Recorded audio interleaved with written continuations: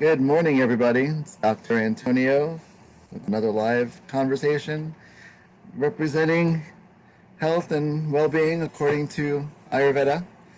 And so I wanted to talk about weight loss and weight management in general. This is a general consideration because in Ayurveda we understand that there is no one size fits all, and that is what is one of the unique contributions of Ayurvedic medicine, and understanding that every individual is assessed individually in the context of these great scientific principles that Ayurveda shares. There are general templates that can be put in place overall for most people, if not almost all people. Can't really say all people, but to some degree, it's true that there are certain things in Ayurveda that are constant rules or a certain hard rule. Um, and we've talked about them in the past as far as sleep, as far as exercise, um, general dieting, and things like that, immunity. These are some of the topics that have been covered in the past several weeks. And, I wanted to target specifically today because this is a really big topic that's constantly going on in society. Even pre-COVID.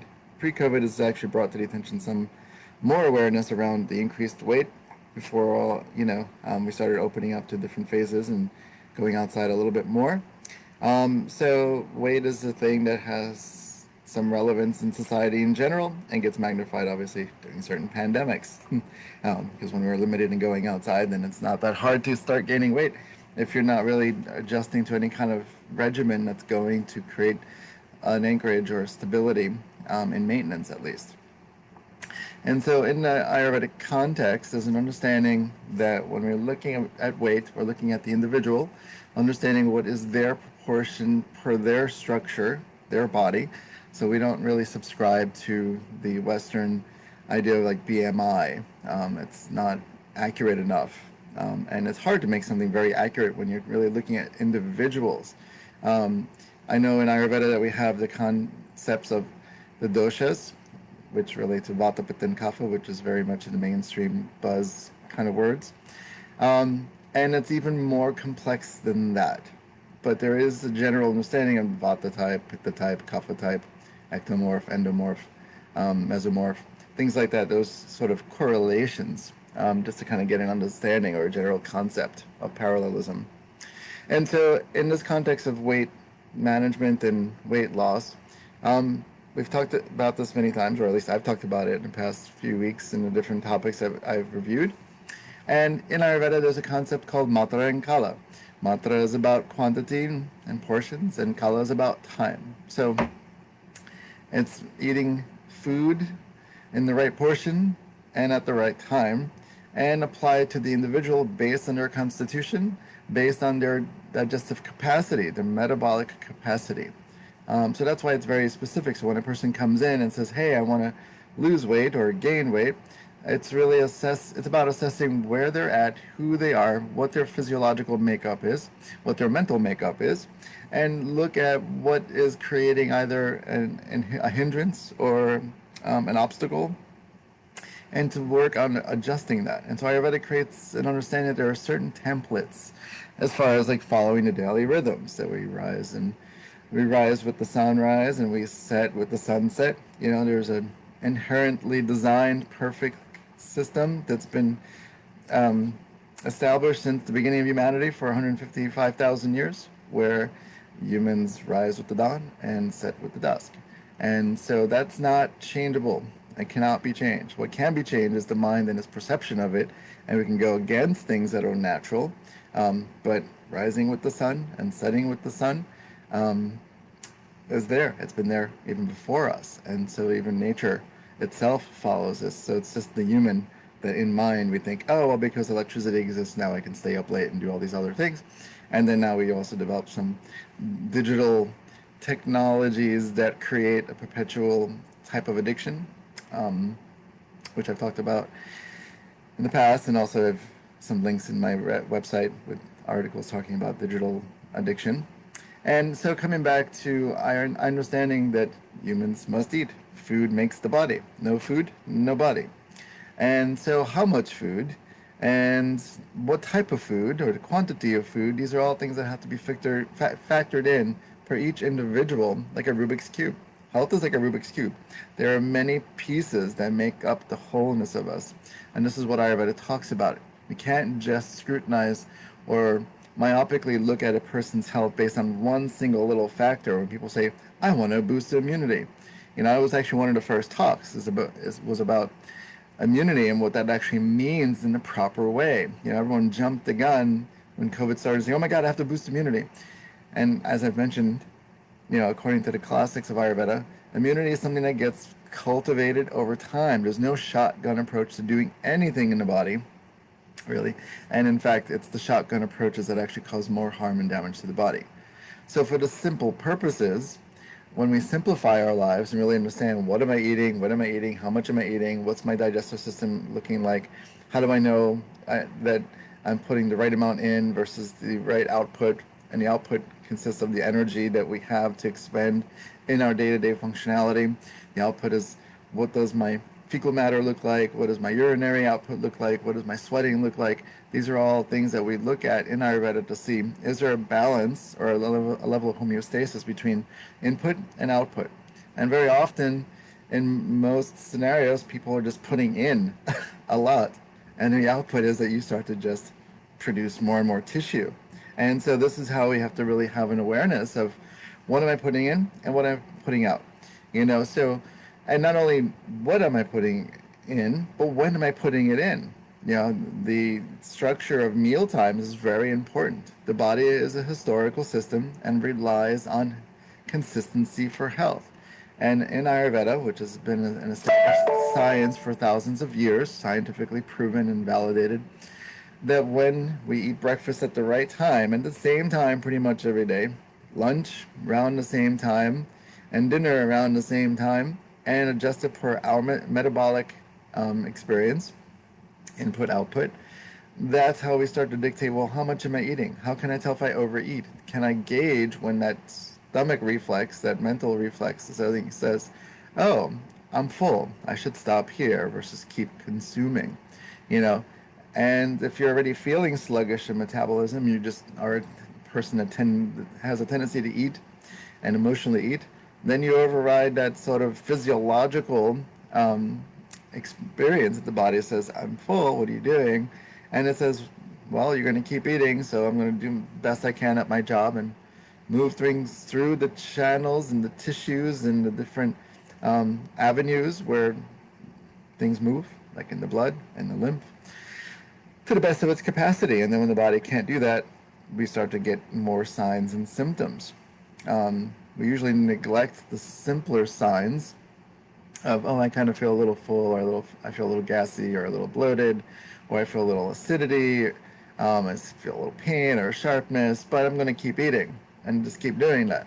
But when we don't pay attention to those subtle signs, then eventually the bigger signs grab our attentions more so. And then hopefully not to the point where there's a pathology actually formed that's creating an extreme amount of discomfort in our lives. So if we slow down and pay attention to, like, what's my body feeling like? Did I eat too much? Did I eat the right food? Because your body's going to produce symptoms when it's not the right food in that moment. And is it at the right time? Because knowing that eating a heavy meal at nighttime and then going to bed not that far after that is contraindicated. It doesn't make any sense. We're losing digestive functionality as the day progresses. It starts up, it's a little slow in the morning for most people, for the most part. And so why would we want to inundate it with so much food first thing in the morning, which will cause a hampering on it and then create a whole downward spiral rippling effect throughout the day. And then we, by habit, eat lunch because we're supposed to eat lunch. And even though you're not feeling fully digested from the last meal, that's an indicator. If you're not feeling full digestion since the last meal, then most likely the next meal should either be skipped or very lightened, just to allow metabolism to re-regulate itself. It's a dysregulation that we cause that causes all these issues. And so when we're worried about weight, it's not as easy as like, oh, I'm eating this kind of diet, it's Weight Watchers. Sure, but is that the right diet for you? Is that the right diet for your constitution? Does Weight Watchers actually understand the fullest capacity of who you are as an individual, your eating habits, what you're eating, all these things? Least likely. So it's important consideration. And, in Ayurveda, we say, there are some um, lines in the classical texts of the Ayurvedic system of medicine that say, when food is taken in the right quantity, it certainly provides strength, complexion, happiness, and longevity to the person, and also bringing a certain level of homeostasis, equilibrium in their tissues, in their body. And you feel a sense of lightness. So when you keep feeling heavy and heavy and heavy and heavy after a meal, then that's a sign that something's not going in the right direction or the optimal direction to support your health. And so, understanding matra and kala, you know, and also it's not just about that, but it's also um, getting up at the right time so that you can start having the early sense of when digestion actually starts. Because if you're missing part of the morning because you're sleeping in late, that's already an indication that there's going to be a hampering on the digestive system. Sleeping in late, sleeping past 7, 8, 9, 10 o'clock in the morning will create an oppression in the metabolism and already start to cause a rippling effect in the physiology. And these are things that accumulate over time. So Ayurveda is complex, but it's also simple. And sometimes it's that simplicity that people don't like. People want to justify their habits. And in Ayurveda, this is called prajnaparada, which is a misuse of intelligence or a misunderstanding of intelligence or just a sense of ignorance or ignoring. Knowing what feels right, what can be right, but choosing in the mind, because the mind can be slippery that way, something else that's contraindicated because the mind is kind of unhinged most often than not, especially when people are in a pandemic and they're under this crunch and feeling this cabin fever and all these things. So, getting up early is an important key. But how do you get up early? You go to bed earlier. So staying up late and getting up early doesn't work either for the most part. It's about going to sleep at the right time, at an early time, which we've talked about in the past, by 10 o'clock, up around sunrise, plus or minus 45 minutes or so, ideally. And if you're not sure, test it out for yourself. 3 to 5 days, maybe 7 days of a consistent waking up early by going to bed early. You'll notice, even without adjusting too much of the food and exercise regimen, that the body's going to re-regulate and you might already lose a couple pounds. Like, it's not uncommon that that happens just by simply adjusting the sleep schedule to the wake schedule. Then you put in breakfast, lunch, and dinner as needed based on what your needs are. Not needs of general societal impositions of like breakfast is the heaviest meal of the day. It's not really true. Lunch is the heaviest meal of the day. Not necessarily true. Dinner should be the heaviest meal of the day. Not true. So when we're looking at these things from the scientific perspective, and we're not sure sometimes of principles, we apply them to our own lives to see what the cause and effect is, to see what the outcome is of this investment in time. And over a long time, not just a quick fix. We can't just say, well, I went to bed 3 nights in a row, great, early. Some people might feel like, wow, I feel clearer in the morning and I feel more inspired in the morning and my work gets done more effectively and the day goes really quickly and I'm naturally falling asleep. Like, that happens sometimes. And some other people might say, I didn't notice a difference. So you just do it longer. You will notice a difference. It's guaranteed to notice a difference when you align yourself with the daily patterns. And then your sleep is getting better. You're waking up more inspired. You're feeling these subtle understandings of what the body is emitting as an output from what you've eaten. And it's better to go on the lighter side than it is on the heavier side, according to Ayurveda. But also depends on a person's constitution, depends on input-output. If they're a vigorous construction worker, then of course they're going to need a little bit more input than the average person who's sitting at a desk all day or just sitting on their couch all day or unemployed. Like, it's just common sense that if you're not as physically active, you're not going to require as much of the food intake in the same context. And then you have to adjust the carbs to the proteins to the fats to the vegetables to the grains and legumes and things like that per each person. All of it's good, but in a misused sense, it's not good. So there's nothing wrong with carbs. There's nothing wrong with wheat. There's nothing wrong with proteins, whether it's animal or not. There's nothing wrong with dairy, unless it's like, not processed properly. There's nothing. We isolate all these different food groups, and then we somehow find some flaw with them. But Ayurveda says What is it about the individual that makes them not capable of processing that food? It's not just enough of an argument to say the hormones, the pesticides, you know, that plays a role, but it's not the whole thing. What is it about the body systemically that has become incapable of digesting? It's a physiological experience of being human. We don't digest, then we don't live. We have nothing to really put in to bring to the cells of the entire microcellular structure of the body. Not even just the basic organs and tissues that we know, the muscles, the bone, but the microcellular organisms, the microcellular structures, the DNA, all of these things require some level of input, which is proper food. We can't avoid it. As long as we're human, it's one of the things that we have to do: eat, pee, poop, sweat, sleep, and then exercising and socializing and connecting with loved ones and doing things that we love. These are all important. So in Ayurveda, when we look at weight loss and weight management, there's a lot of components that come into the picture. Why is the person gaining weight? Why is the person losing weight? What does it look like when a person is sustaining the appropriate weight?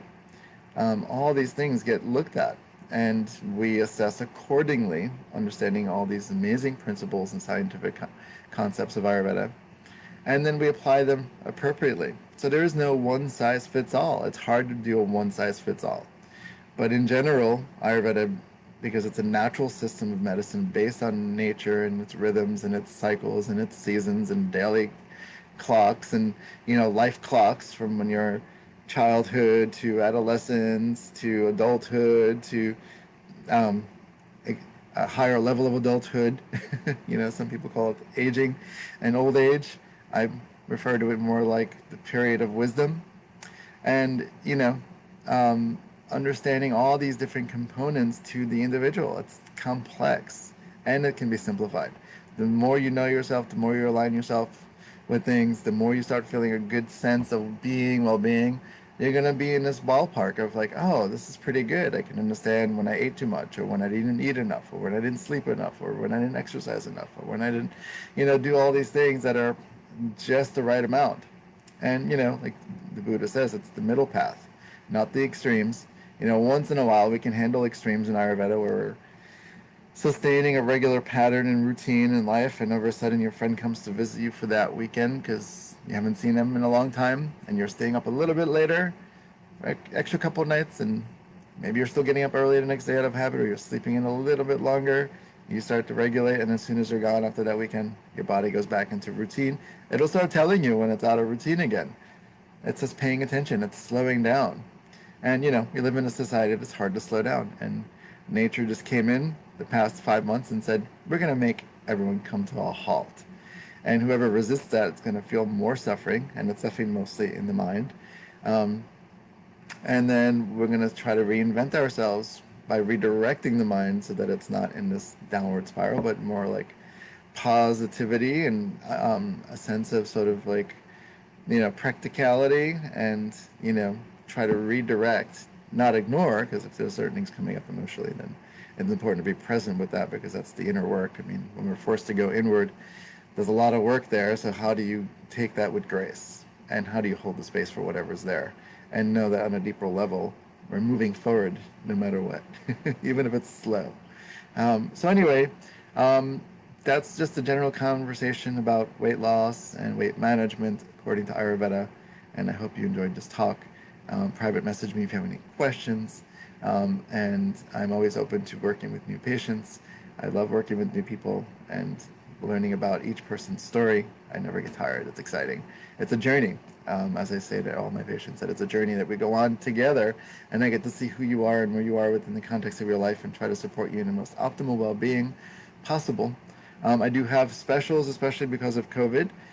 You can private message me with information or inquiries, and you can check the link that I posted in the comment section. You can check my website. It's chock full of information, health tidbits, recipes of the month that pertain to that season, specials, offerings, workshops, classes. I have a yoga class tomorrow morning at 8 if you're interested. That's Eastern time. And now I added a second class, which is Friday at 8 a.m. Eastern time. And I look forward to connecting with all of you, and I love always doing this with you guys. It's great. And I feel like you're all amazing. Have an amazing day and enjoy